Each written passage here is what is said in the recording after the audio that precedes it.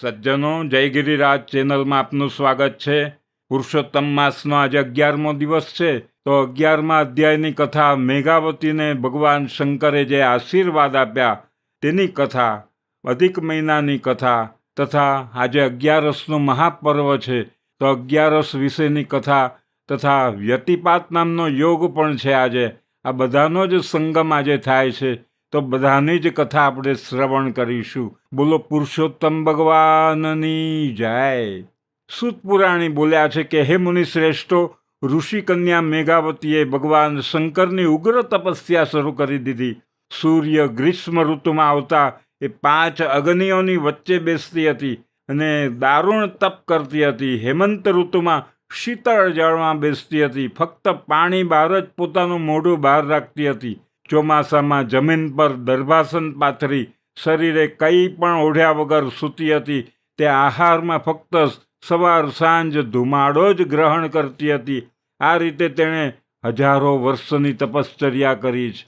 આટલી ઉગ્ર તપસ્યાથી ભગવાન શંકર મેઘાવતી ઉપર પ્રસન્ન થયા છે. તેમણે પોતાનું સ્વરૂપ પ્રગટ કરી મેઘાવતીને દર્શન આપ્યા છે. મેઘાવતી તપને લીધે દુર્બળ થઈ ગઈ હતી, છતાં ભગવાન શંકરના દર્શન માત્રથી તે ઉત્સાહિત થઈ ગઈ હતી. તેનું શરીર કૃશ થઈ ગયું હતું, છતાં તેમાં શક્તિનો સંચય પણ થયો હતો. તે ઊભી થઈ અને ભગવાન શંકરની પૂજા કરી અને વિનયપૂર્વક સ્તુતિ કરવા લાગી છે. હે પાર્વતીપતિ, હે દીનાનાથ, હે ભોળાનાથ, હે શંભો, આપને નમસ્કાર હો. ચંદ્ર, સૂર્ય, અગ્નિરૂપ, ત્રિનેત્રવાળા, મુંડમાળાવાળા અને સર્પને ધારણ કરનારા ત્રિશૂળધારી હે પ્રભો, મારા તમને નમસ્કાર છે. સંસાર સાગરમાં ડૂબેલા માનવીઓ આપને શરણે આવે છે, તેમ હું પણ આપને શરણે આવી છું. બાણાસુરના સર્જક અને અલક રાજાની મરેલ પત્નીને સજીવ કરનાર તે નાથ, આપના ગુણ ગાવા તો અતિશય દુર્લભ છે. ભક્તોના શત્રુઓને સંહાર કરનારા, સંસારનો આવાગમનનો નાશ કરનાર, જન્મ મરણને હરનારા એવા આપને વારંવાર નમસ્કાર કરું છું. ભગવાન શંકરે મેઘાવતીની સ્તુતિથી પ્રસન્ન થઈને કહ્યું, હે તપસ્વીની, તારી જે કંઈ ઈચ્છા હોય તે દર્શાવ. હું તારા ઉપર પ્રસન્ન થયો છું. તું જે માગે તે આપવા હું તૈયાર થયો છું. ભગવાન શંકરનું આ વચન સાંભળી ઋષિ કન્યા બોલી છે, હે દીન દયાળુ, જો આપ મારા પર પ્રસન્ન થયા હો તો મને પતિ આપો, પતિ આપો. હું પતિ માગું છું, માટે મને પતિ આપો, પતિ આપો. મારી બીજી કોઈ ઈચ્છા નથી. ભગવાન શંકર બોલ્યા છે, હે કન્યા, તે 5 વાર પતિની માગણી કરી, તેથી હવે તને 5 પતિ થશે. તેઓ દાનવીર, શૂરવીર ને ધર્મવીર થશે. મેઘાવતી ભગવાન શંકરનું વિચિત્ર વરદાન સાંભળીને સ્તબ્ધ થઈ ગઈ છે. તેને આ સાંભળી ઘણું દુઃખ થયું છે. તેણે કહ્યું, હે કૈલાસપતિ, મેં વરદાનમાં માગ્યું શું અને આપે આપ્યું શું? એક પતિને 5 પત્ની હોય તેવું તો સાંભળ્યું, પણ એક સ્ત્રીને 5 પતિ હોય તેવું તો મેં ક્યાંય સાંભળ્યું નથી. હું આપને આવું વરદાન નહીં આપવા માટે વિનંતી કરું છું. વરદાન પાછું ખેંચી લો. ભગવાન શંકરે કહ્યું, હે કન્યા, મારા વરદાનમાં કોઈ ફરક નહીં પડે.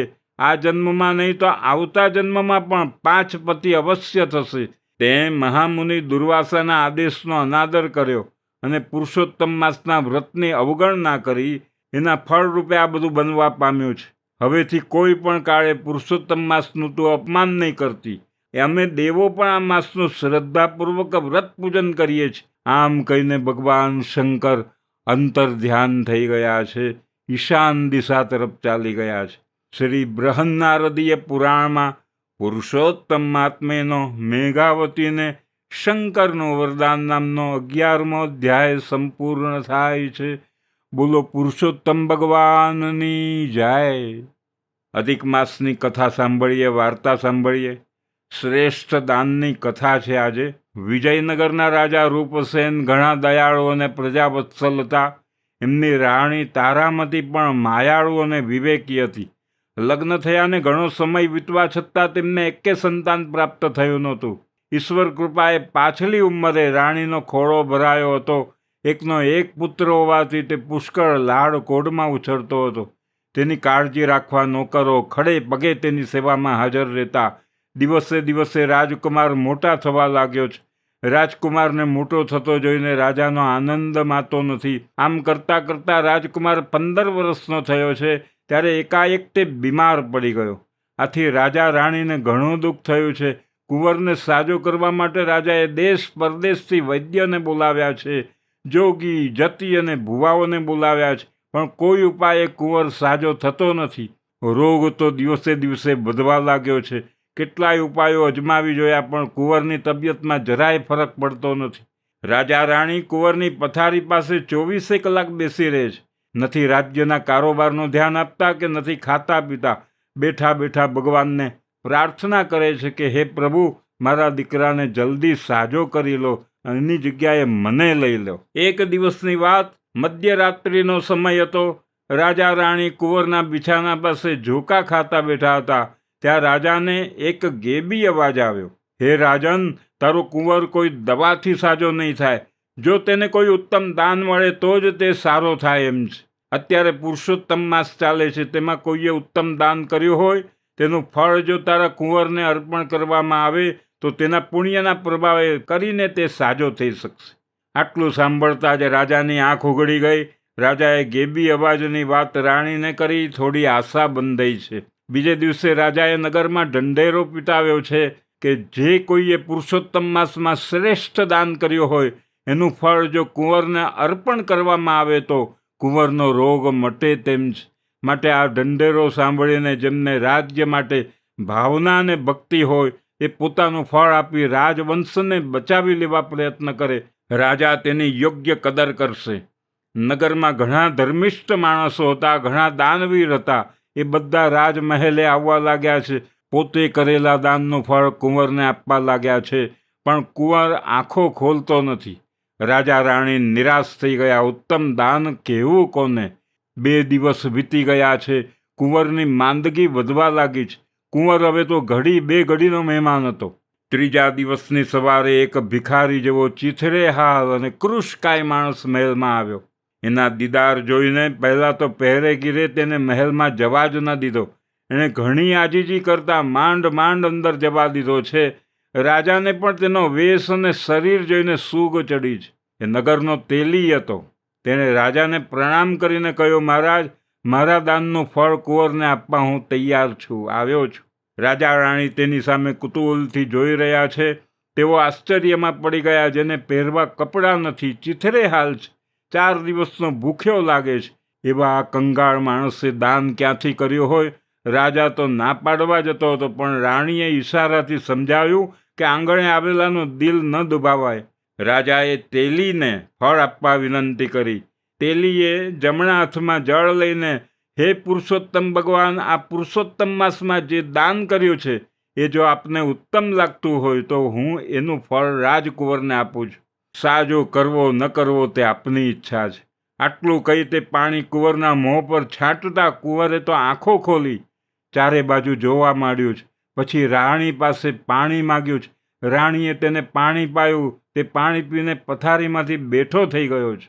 આ બધું ક્ષણમાં બની જતા રાજા રાણી તો હર્ષ ઘેલા થઈ ગયા. રાજા રાણીની આંખોમાંથી હર્ષના આંસુ વહેવા લાગ્યા છે. બંને તેલીના પગમાં પડી ગયા છે. કુંવર પણ ઊભો થઈને તેલીને પગે લાગ્યો છે. રાજાએ તેલીને બીજા દિવસે આવવાનું કહી રથમાં બેસાડી તેના ઘરે મોકલ્યો છે. બીજે દિવસે દરબાર ભરાયો છે. રાજાએ તેલીને પોતાની પાસે બેસાડ્યો છે. પૂછ્યું, ભાઈ, તારો દેખાવ કંગાળ છે. પેટ પૂરતું ખાવા ન મળતું હોય તેવી તારી કાયા છે. તોય તે એવું તે કયું ઉત્તમ દાન કર્યું છે? તું આ સભામાં જણાવ, જેથી બધાને ખ્યાલ આવે. તેલી ઊભો થઈ 2 હાથ જોડીને બોલ્યો, હું સાવ ગરીબ છું. ઘાણી ચલાવું છું. જે દિવસે દિવેલ નીકળે એ વેચીને મારું ગુજરાન ચલાવું છું. સંતાનમાં 3 દીકરા ને 3 દીકરીઓ છે. તેથી ગમે એટલી મહેનત કરું તોય પેટે પાટા બાંધવા પડે છે. ઉછીનું ઉધાર કરવું પડે છે. આ વર્ષે પુરુષોત્તમ માસ આવ્યો. તેમાં મેં અને મારી પત્નીએ વ્રત રાખવાનું નક્કી કર્યું અને સવારે વહેલા ઉઠીને બંને સ્નાન કરવા જતા, કાંઠા ગોરમાનું પૂજન કરતા અને કથા વાર્તા સાંભળતા, કંઈક દાન કરતા અને એકટાણું કરી ઘાણી ચલાવતા પુરુષોત્તમ ભગવાનનું નામ લેતા. અમે કથામાં સાંભળેલું કે પુરુષોત્તમ માસમાં કોઈ પણ વ્રત કે નિયમ લો ત્યારે કંઈક સત્કર્મ કે દાન કરવું જોઈએ. અમે બીજું તો સત્કર્મ કરી શકીએ કઈ રીતે? અમે નક્કી કર્યું કે ઘાણીએ બળદ જોડવામાં આવે છે, તેને બદલે આખા પુરુષોત્તમ માસ દરમિયાન વારાફરતી હું અને મારી પત્ની ઘાણી ખેંચીએ. આમ અમે બળદને આખો માસ આરામ આપ્યો છે. અમે પતિ પત્ની વારાફરતી ઘાણીએ જોડાઈને તેલ કાઢવા લાગ્યા હતા. થોડી વધુ મહેનત કરતા, આથી તેને વેચતા પહેલાં કરતાં 2 પૈસા વધારે આવતા. એનો ઉપયોગ અમે કથામાં મૂકવામાં કર્યો છે.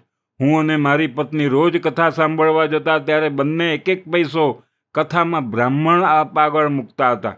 આવું અમે દરરોજ કરતા. જ્યારે વ્રતની પૂર્ણાહુતિ થઈ ત્યારે છેલ્લે દિવસે પણ અમે ખરી મહેનતની કમાણીના પૈસામાંથી અમારી શક્તિ મુજબ વ્રતનું ઉદ્યાપન કર્યું. મહારાજ, આ મેં જણાવ્યું તે અમારા વ્રત અને દાનની વાત છે. મેં બળદને મુક્તિ આપી, સત્કર્મ કર્યું અને ખરી મહેનતની કમાણીના પૈસાનું દાન કર્યું છે. તે ઉત્તમ દાન છે કે કેમ તે તો પુરુષોત્તમ ભગવાન જાણે. તે મારાથી કેમ કહી શકાય? તેલીની વાત પૂરી થતાં જ આકાશવાણી સંભળાય છે, તે જે દાન કર્યું છે તે જ શ્રેષ્ઠ દાન છે. આખો દરબાર ચકિત થઈ ગયો. બધા તેલીને પ્રણામ કરીને વાહ વાહ બોલવા લાગ્યા છે. રાજાએ ઊભા થઈ 1000 સોના મોરવાળી થેલી તેના હાથમાં મૂકી છે. થોડા ઘરેણાં અને કિંમતી વસ્ત્ર પણ ભેટમાં આપ્યા છે. આ પ્રમાણે તેલીનો સત્કાર થયો છે. બોલો પુરુષોત્તમ ભગવાનની જય. અચ્યુતમ કેશવમ રામ નારાયણમ કૃષ્ણ દામોદરમ વાસુદેવમ ભજે.